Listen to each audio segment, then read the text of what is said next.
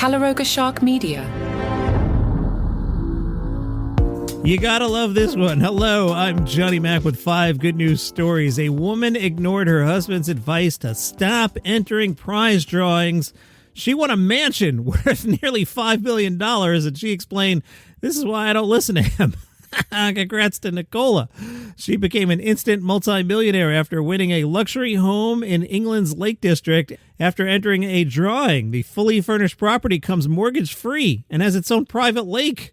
Martin had told her, "You'll never win in a million years." She said, "I've been entering for 4 years. Martin's been moaning at me to stop. Even if I didn't win, I like knowing I was supporting amazing charities, but winning has shown this is precisely why I never listen to him." She said, "Honestly, I didn't think it was real. I thought maybe I'd won $1,000. They told me I'd won a house worth $4.5 million. In addition to the house, she got $315,000 in cash to help with the settling costs. She could choose to live in the house, rent it out, or sell it. The couple had been talking about downsizing, but now they said, "We've upsized massively." It's a funny old world. The extra money's taken so much pressure off us financially, it gives us security and peace of mind we never dreamed of.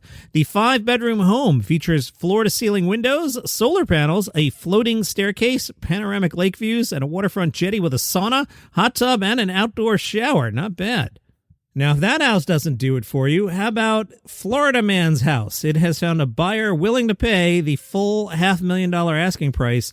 The 22-room house gained attention for its theme park-style interior, each room designed around a different concept, including a saloon, a pirate room, 1950s-inspired space theme, and a taxidermy room featuring stuffed cats. Jenna told the local news the elaborate design was her parents' idea. The new buyers plan to convert the home into a short-term rental. Congratulations to a sea turtle that had survived a shark attack. It's been released back in the Atlantic Ocean after months of rehab. It now swims with only 3 flippers and carries a satellite tracker. Heather is the chief science officer at the Loggerhead Marine Life Center. To prepare the turtle for re-entering the ocean, they gradually acclimated her by keeping her tank water near 80 degrees on the day of the release. The ocean was 77. The turtle showed up at the center in November after a shark attacked the turtle, leaving severe injuries to the turtle's neck, shell, and both front flippers. Most of her left forelimb had to be amputated. Heather said, "It's always very gratifying to see these animals go back into their ocean home, and I think it's particularly gratifying when you can track them on satellite and see exactly where they're going and what they're doing." Meanwhile, good news for the polar bears living around the Norwegian archipelago of Svalbard. The polar bears are in better physical condition than they were 25 years ago, even though sea ice has declined. The Norwegian Polar Institute analyzed more than 1,100 body measurements from 770 adult polar bears between 1992 and 2019.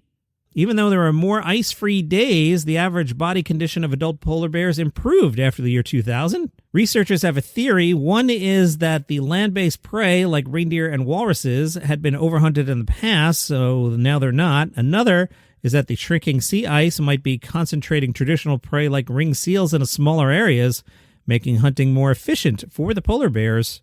Researchers point out, though, that the trend may not continue, as sea loss ice eventually forces the polar bears to travel even further to find food.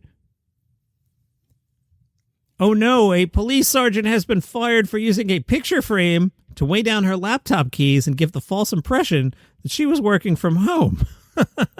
Sergeant X used the trick on the majority of shifts she worked in April and May last year. The officer admitted to using a quarter of a frame to weigh down the keys so the laptop would not go into sleep mode.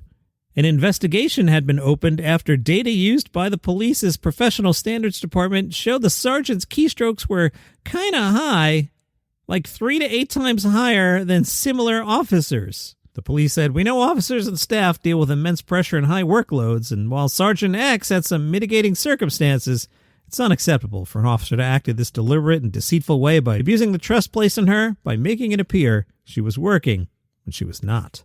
Those are your 5 good news stories for today. If you'd like the program without commercial interruptions, on the Apple Podcast app, you'll see a banner. It says uninterrupted listening. Click on that and they'll explain how all that works. And I'll see you next time.